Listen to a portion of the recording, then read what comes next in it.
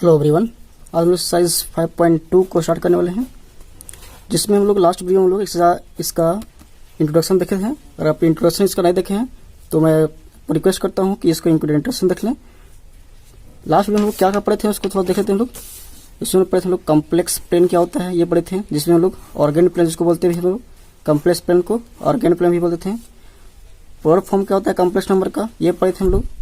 Principal argument क्या होता है, ये पढ़े थे हम लोग। कॉम्प्लेक्स प्लेन क्या था, जिस प्लेन पर हम कोई भी कॉम्प्लेक्स नंबर के हर एक पॉइंट को क्या करते थे, असाइन करते थे, दिखाते थे, उसको क्या बोलते थे हम लोग, ऑर्गेनिक प्लेन या फिर कॉम्प्लेक्स प्लेन। पोलर फॉर्म क्या था, जैसे मान लीजिए जेड इक्वल टू आपका एक्स प्लस आई वाई कोई कॉम्प्लेक्स नंबर है। पोलर फॉर्म होता था पोलर फॉर्म, इसका क्या होता था, r into cos theta plus i sine theta, यह प्रकार था इसका पोलर फॉर्म होता था, जिसमें लोग थीटा की वैल्यू निकालते थे और इसमें आर की वैल्यू निकालते थे। आर क्या था आपका मॉडुलस, मॉडुलस कैसे निकालते थे लोग, x square plus y square. और थीटा कैसे निकालते थे लोग, टेन ऐसे निकालते थे लोग, शॉर्ट फॉर्म में tan theta is equal to क्या बोलते थे लोग, imaginary of z by real of z, ऐसे निकालते थे थीटा हम लोग इससे। अब बात करते हैं प्रिंसिपल आर्गुमेंट क्या था। प्रिंसिपल आर्गुमेंट क्या था, ये एंगल था जो ये आपका था मॉडुलस था, तो मॉडुलस के साथ जो पॉजिटिव एक्सेस जो है वो पॉजिटिव डायरेक्शन में कितना एंगल फॉर्म कर रहा है वो क्या था आपका आर्गुमेंट, और का था प्रिंसिपल आर्गुमेंट था। इसको अगर लास्ट वीडियो नहीं देखे हैं तो इसको देख लीजिए आप, एक रिक्वेस्ट करता हूँ मैं, क्योंकि आपका इससे पढ़ाऊंगा तो इसको समझ आएगा, लेकिन आपको ये रट्टा रटाया हो जाएगा आपका ये अगर इसका आपका इंट्रोडक्शन पढ़ेंगे तो आपको समझ में आएगा कि ये होता है रियल में क्या है। ठीक, अब बात करते हैं लोग एक्सरसाइज 5.2 को। 5.2 का फर्स्ट में क्वेश्चन क्या बोल रहा है कि find the modulus and the argument of each of the following complex number. और इसके लिए हम लोग आर्गुमेंट के लिए हम लोग एक टेबल भी देखे थे कि अगर कोई कॉम्प्लेक्स नंबर अगर फर्स्ट क्वाड्रेंट में लाई कर रहा है तो इसका आर्गुमेंट क्या था, अल्फा था। क्या था, आर्गुमेंट इक्वल टू अल्फा था। वही सेकंड क्वाड्रेंट में लाई करता था तो क्या करते थे इसको लोग, argument equal to pi minus alpha. वही थर्ड क्वाड्रेंट में लाई करता था तो क्या था उसका formula, minus of pi minus alpha. वही फोर्थ क्वाड्रेंट में था माइनस अल्फा, ये हम देखे थे।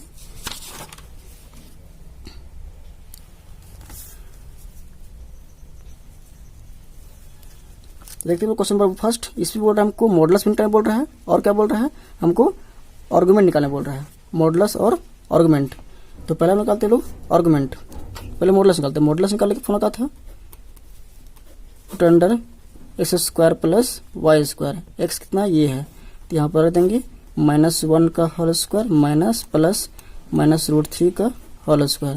तो यहाँ से इसको सॉल्व करेंगे तो आपका कितना आएगा, 1 का स्क्वायर 1 प्लस √3 का स्क्वायर 3, और इसको सॉल्व करेंगे तो कितना आएगा 4, और 4 का रूट कितना होता है 2, यानी जो मॉडुलस हो गया कितना हो गया, आर निकल गया। अब इसको निकालना है आर्गुमेंट। आर्गुमेंट निकालने के लिए पहला स्टेप क्या था कि हम लोग पहले स्टेप क्या करते थे हम लोग, फॉर आर्गुमेंट। आर्गुमेंट निकालने के लिए पहला स्टेप क्या था हम लोग को, टेन अल्फा, एक एक्यूट एंगल अल्फा फाइंड करते थे, एक एक्यूट एंगल अल्फा फाइंड करते थे। जैसे टेन अल्फा इक्वल टू क्या formula, modulus of imaginary of z by real of Z, ये फॉर्मूला था आपका निकालने का। तो यहाँ से हम निकालते अगर हम तो tan alpha is equal to imaginary of z, complex number क्या है ये है, तो इसका इमेजिनरी पार्ट कौन है -√3, तो यहाँ पर लिखेंगे -√3 बाय इसका रियल पार्ट कितना है, रियल ऑफ जेड -1, तो यहाँ -1। तो यहाँ से tan alpha is equal to minus minus cancel हो जाएगा तो क्या आ जाएगा, सी बचेगा √3, और 10 में कितना √3 होता है 60 डिग्री, कितना होता है 60 डिग्री। तो यहाँ से टेन अल्फा इक्वल टू √3, तो अल्फा इक्वल टू कितना हो जाएगा 60, यानी 60 को हम रेडियन में लिखें तो क्या लिखेंगे, π/3 लिखेंगे। ये अल्फा निकल गया।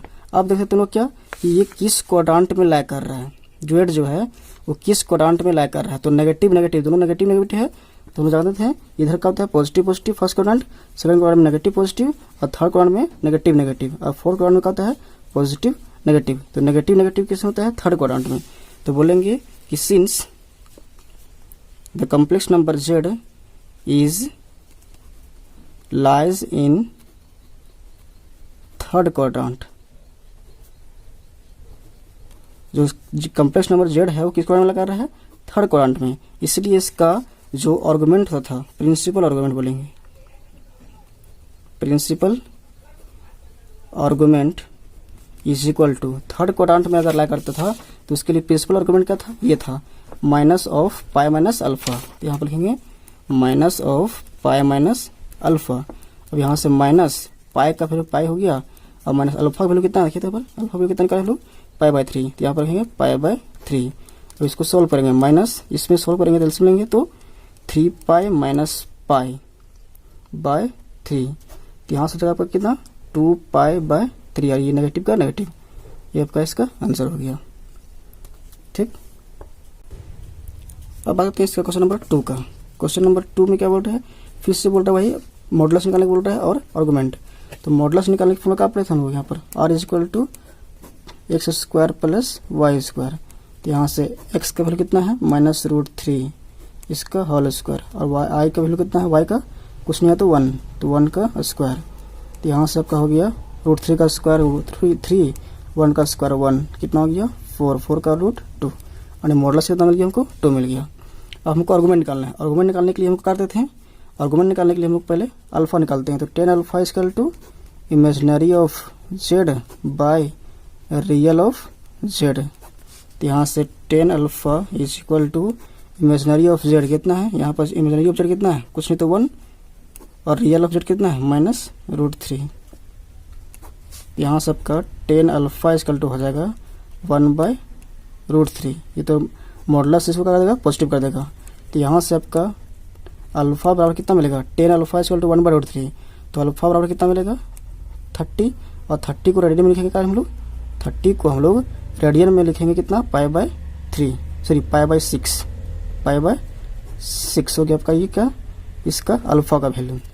आप देखेंगे कि ये जो कॉम्प्लेक्स नंबर है वो किस क्वाड्रेंट में ला कर रहा है। तो ये माइनस प्लस, और माइनस प्लस देखिए माइनस प्लस किस क्वाड्रेंट में होता है, सेकंड क्वाड्रेंट में होता है। यहाँ बोलेंगे कि since complex number Z lies in the second quadrant, कहाँ ला कर रहा है ये, सेकंड क्वाड्रेंट में ला कर रहा है, इसलिए इसका जो आर्गुमेंट था, प्रिंसिपल आर्गुमेंट जो था, जो प्रिंसिपल आर्गुमेंट सेकंड क्वाड्रेंट में क्या फॉर्म होता है, पाई माइनस अल्फा। तो यहाँ पर लिखेंगे लोग पाई माइनस अल्फा। तो पाई माइनस अल्फा कितना आया, पाई बाय 6। अब इसको सॉल्व करेंगे तो कितना मिलेगा हमको, 6 पाई माइनस पाई बाय 6, मतलब 5 पाई बाय 6। ये आपका आंसर हो गया। अब आते हैं क्वेश्चन नंबर 3 से लेकर 8 तक में। क्वेश्चन नंबर 3 के 8 में बोल रहा है क्या, convert each of the flowing complex number given in exercise 3 to 8 in polar form. 3 से लेकर 8 तक जो क्वेश्चन हमको है उसको दिया हुआ है, उसको हमको क्या करना है, पोलर फॉर्म में उसको हमको चेंज करना है, कन्वर्ट करना है पोलर फॉर्म में। तो पोलर फॉर्म के लिए क्या करते हैं हम लोग, 2 मेथड रखते हैं। एक कॉम्प्लेक्स नंबर की थी मतलब शॉर्ट में, एक लॉन्ग करके, तो हम लोग शॉर्ट सीट बनाते हैं, हम लोग कोई भी बना सकते हैं। पिछला वीडियो आप देख सकते हैं, इसमें हम लोग आर जैसे पहले निकालते थे, लोग आर निकालते थे पहले। आर निकाल फॉर्म क्या था, root under x square plus y square. तो यहाँ से एक्स का वैल्यू कितना है 1, तो 1 का स्क्वायर, वाई वैल्यू कितना है -1, तो -1 का स्क्वायर। तो यहाँ से जगह का 1 का स्क्वायर 1 प्लस 1 का -1 का स्क्वायर 1, 2 जगह, यानी आर का वैल्यू कितना हो गया √2। अब इसको करना है, उसके बाद थीटा निकाल देते हैं लोग, क्या करते हैं थीटा। थीटा कैसे निकलता था, tan theta is equal to करते थे लोग imaginary of z by real part of z, इसमें मॉडुलस। तो tan थीटा, यहाँ देखिए रियल पार्ट, इसका इमेजिनरी पार्ट कितना है आई है, यहाँ पर कुछ नहीं तो -1, यानी tan theta is equal to हो जाएगा आपका -1। इमेजिनरी पार्ट कितना है इसका -1, और रियल पार्ट कितना है 1, तो यहाँ से 1। तो यहाँ से आपका जगह tan theta is equal to हो जाएगा, इसका मॉडुलस काम करेगा, इसको पॉजिटिव कर देगा, तो क्या हो जाएगा इसका 1 हो जाएगा। यानी tan थीटा इक्वल टू 1, तो tan थीटा में कितना फिर 1 होता है 45 का, यानी थीटा इक्वल टू, इसको रेडियन में करेंगे करें तो पाई बाय 4 होगा इसका रेडियन में। अब theta equal to pi by 4 आ गया। अब चेक करेंगे कि ये जो किस क्वाड्रेंट में है, चेक करेंगे इसको, ये किस क्वाड्रेंट में है ये चेक करेंगे। तो ये किस क्वाड्रेंट में, देखिए तो प्लस माइनस, तो प्लस माइनस किस क्वाड्रेंट में होता है, प्लस और माइनस फोर्थ क्वाड्रेंट में। तो फोर्थ क्वाड्रेंट में है, तो यहाँ पर ये जिसका जो आर्गुमेंट होगा यानी थीटा इक्वल टू हो जाएगा principal argument, theta equal to हो जाएगा, सॉरी यहाँ पर अल्फा लिखेंगे हम लोग, अल्फा हम निकाल देते हैं अल्फा। तो यहाँ पर देखिए लास्ट वीडियो में हम लोग इसमें कोऑर्डिनेट चेक नहीं कर पाए थे, इसलिए पर नेगेटिव वहाँ पर नहीं आया था, उसको हम करेक्शन इसमें कर देते हैं हम लोग। तो थीटा इक्वल टू कितना होता था, फोर्थ क्वाड्रेंट में थीटा इक्वल कितना था, हम देखे थे फोर्थ क्वाड्रेंट में नेगेटिव ऑफ अल्फा। तो यहाँ से नेगेटिव अल्फा कितना मिला हमको, ये π/4। अब हम लोग जानते हैं पोलर फॉर्म क्या होता है, पोलर फॉर्म होता है आपका r into cos theta plus i sine theta. तो यहाँ से आपका r का वैल्यू कितना मिला, r का वैल्यू आपको मिला है √2, कितना मिला है √2। तो यहाँ से लिखेंगे √2 और इंटू कॉस थीटा वैल्यू कितना मिला है -π/4, सॉरी यहाँ पर लिखेंगे हम लोग -π/4 थीटा के पास, और प्लस आई साइन थीटा की वैल्यू कितना मिला है फिर से हमको -π/4। अब यहाँ एक काम और करना है बस, से एक चीज आप लोग को सीखना चाहिए, sine minus theta equal to होता है माइनस साइन थीटा, वही cos minus theta equal to होता है प्लस साइन थीटा, ये होता है, ये आपको जाना चाहिए। ये ट्रिग्नोमेट्री में आइएगा आप लोग तो पढ़िएगा इसको, और जो ट्रिग्नोमेट्री पढ़ चुके हैं उसके लिए तो ये पता होगा इसका। तो यहाँ पर देखिए कॉस माइनस थीटा, तो ये क्या बन जाएगा आपका, ये पॉजिटिव हो जाएगा, ये √2 का √2 हो गया, और ये क्या बन जाएगा कॉस π/4, और ये देखिए प्लस, ये साइन थीटा है तो साइन में क्या होता है माइनस बाहर आ जाता है, साइन में क्या होता है माइनस बाहर आता है, ये माइनस बाहर आता है, तो यहाँ पर ये माइनस बाहर आएगा तो माइनस प्लस का हो जाएगा माइनस, और ये क्या हो जाएगा आई साइन π/4, ये आपका हो जाएगा आंसर। ठीक, इससे बात करते हैं क्वेश्चन नंबर 4 का। क्वेश्चन नंबर 4 में फिर से निकालेंगे हम लोग r, तो r निकालना फॉर्मूला क्या होता है, ये होता है, इसमें रखेंगे तो क्या हो जाएगा पर -1 का स्क्वायर प्लस 1 का स्क्वायर, तो यहाँ से कितना बन जाएगा 2 रह जाएगा, √2 बन जाएगा। अब क्या करेंगे हम लोग अल्फा निकालेंगे, तो tan alpha is equal to imaginary of z by real of z। यहाँ से tan alpha is equal to imaginary of z कितना है, कुछ नहीं तो 1, और रियल ऑफ z कितना है -1 मॉडुलस, फिर से आ गया tan alpha is equal to 1, तो अल्फा इज इक्वल टू फिर से कितना होगा π/4। अब देखेंगे कि ये किस क्वाड्रेंट में कर रहा है, ये किस क्वाड्रेंट में कर रहा है, नेगेटिव पॉजिटिव, तो नेगेटिव पॉजिटिव किस में होता है सेकंड क्वाड्रेंट में, और सेकंड क्वाड्रेंट में थीटा वैल्यू कैसे निकालते हैं लोग, सेकंड क्वाड्रेंट में थीटा वैल्यू कैसे निकालते हैं लोग, π - करके, अभी निकाला था ना क्वेश्चन नंबर फर्स्ट में आर्गुमेंट निकालने के लिए, तो थीटा इज इक्वल टू π - कितना मिला π/4, तो यहाँ से 4π - कितना हो गया 3π/4। अब फिर से हम लोग निकालेंगे क्या पोलर फॉर्म, अब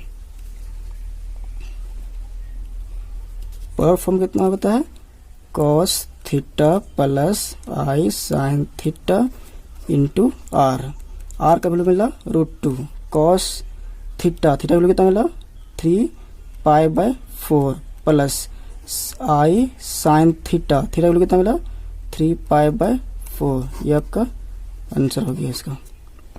ठीक, अब आते हैं क्वेश्चन नंबर 5 का। क्वेश्चन नंबर 5 में फिर से r का वैल्यू आपका वही निकलेगा √2 ही निकलेगा, क्योंकि 1 और 1 तो 1 का स्क्वायर प्लस 1 का स्क्वायर कितना हो गया √2। इस तरह फिर से अल्फा वैल्यू निकालेंगे, तो tan alpha is equal to imaginary of z कितना है -1, और रियल ऑफ z कितना है -1, और tan alpha is equal to कितना देगा +1, फिर से अल्फा वैल्यू कितना मिलेगा π/4। अब अल्फा इज इक्वल टू π/4 हो गया, और देखेंगे कि ये किस क्वाड्रेंट में है, तो किस क्वाड्रेंट में है, ये थर्ड क्वाड्रेंट में है, तो z जो लाई कर रहा है कहाँ पर, इन थर्ड क्वाड्रेंट, इसलिए इसका जो आर्गुमेंट होगा थीटा इक्वल टू होगा वो कितना होगा माइनस ऑफ π - अल्फा, ये पढ़े थे हम लोग, तो यहाँ से माइनस ऑफ π - अल्फा कितना मिला π/4, तो यहाँ से आपका जगह -3π/4, ये आपका जगह अल्फा। अब ये थीटा जगह हम क्या करेंगे, इसमें हम लोग थीटा इक्वल टू पूरा कर देंगे, बस इसका आंसर आ जाएगा, क्या आ जाएगा आपका आंसर r कितना मिला √2, तो यहाँ पर लिखेंगे √2 into cos -3π/4 into plus i sign -3π/4, ये आपका जाएगा। अब इसको ये माइनस तो ये प्लस हो जाएगा, क्योंकि कॉस में क्या होता है पॉजिटिव रहता है, और ये माइनस साइन में क्या होता है बाहर आ जाता है, यहाँ प्लस तो माइनस हो जाएगा, बस ये आपका आंसर हो जाएगा। ठीक, अब आते हैं हम लोग क्वेश्चन नंबर 6 का। क्वेश्चन नंबर 6 से पहले हम लोग क्वेश्चन नंबर 7 का देखते हैं। क्वेश्चन नंबर 7 पे देखते हैं पहले हम लोग, तो आर इक्वल टू कितना आ जाएगा, यहाँ पर √3 का होल स्क्वायर प्लस 1 का होल स्क्वायर, तो कितना मिलेगा 3 + 1, तो कितना मिलेगा ये 4, और √4 का कितना मिलेगा 2, आर का कितना मिल गया 2। अब अल्फा निकालेंगे, तो tan alpha equal to imaginary of z कितना है 1 और रियल ऑफ जेड कितना है √3, तो यहाँ से tan alpha is equal to 1/√3 और tan अल्फा इक्वल टू 1/√3, तो tan में किसका वैल्यू 1/√3 होता है 30 का, तो अल्फा इक्वल टू 30 को हम रेडियन में लिखेंगे तो क्या लिखेंगे 5/6, तो अल्फा वैल्यू कितना हो गया 5/6। अब देखेंगे क्या कि जो ये कॉम्प्लेक्स नंबर है कहाँ ला कर रहा है प्लस प्लस, तो कौन सा होता है Z lies in first quadrant, Z जो ला कर रहा है किसमें फर्स्ट क्वाड्रेंट में, इसलिए थीटा इक्वल टू क्या होता है इसका अल्फा, जितना थीटा होता है उतना ही अल्फा होता है इसका, तो यहाँ से थीटा इक्वल टू कितना हो जाएगा 5/6।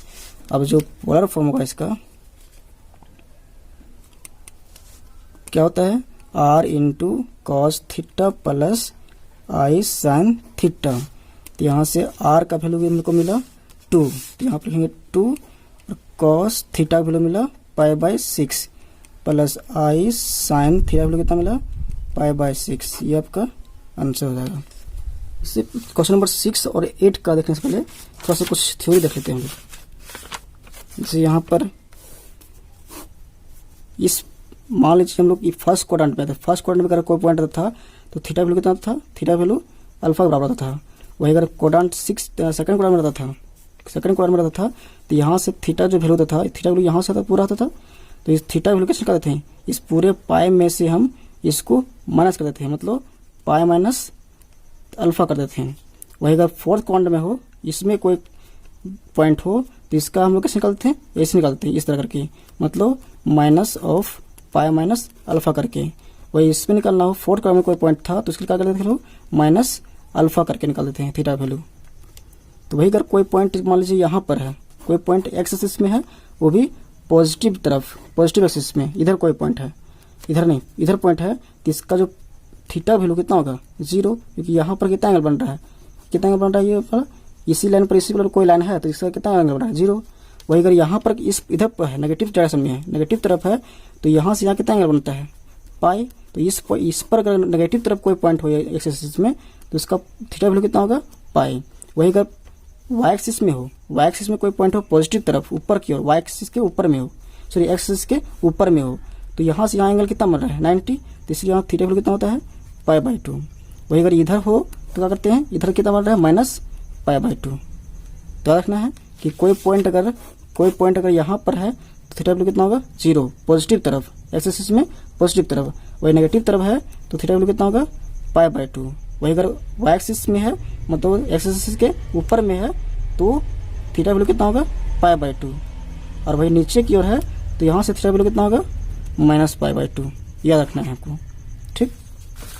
अब देखते हैं क्वेश्चन नंबर 6 को। क्वेश्चन नंबर 6 में क्या -3 से लिखा हुआ है, तो इसको हम लिख सकते हैं क्या -3 + 0i, तो यहाँ से r का वैल्यू मिलेगा हमको -3 का होल स्क्वायर प्लस 0 का होल स्क्वायर, तो यहाँ से r इक्वल टू मिल जाएगा हमको 9 + 0, तो r इक्वल टू मिल जाएगा हमको 9 इसका √3।